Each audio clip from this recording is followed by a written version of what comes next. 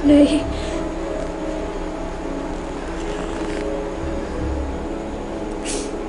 Umalis na ho kayo. Huwag na ho kayong manggulo dito. Hayaan niyo na lang ho ako dito, Ninang.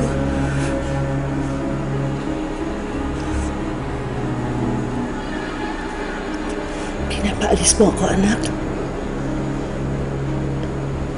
Tama ba yung narinig ko sa'yo?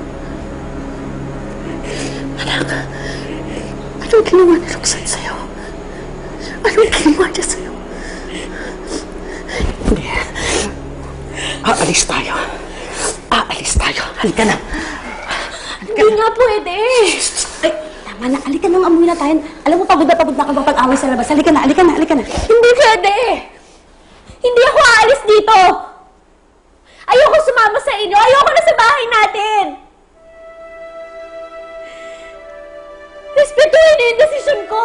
Ayoko na sa bahay natin. Ayoko na sumama sa inyo. Ayoko na kayo makita. Umalis na kayo! Umalis na kayo! Umalis na kayo! Umalis ka!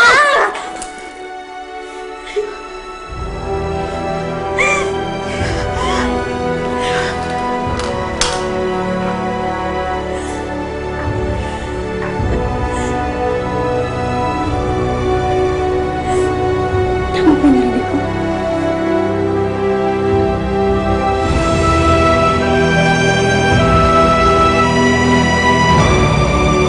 Lira! Anak ko! Lira! Boss, tama ba yung narinig ko? Ha? Ayaw ni Lira sumama sa atin? Mas gusto niya kasama tong bruhang to.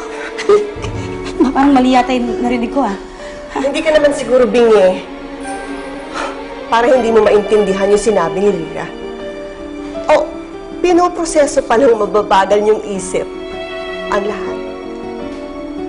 Umalis na kayo.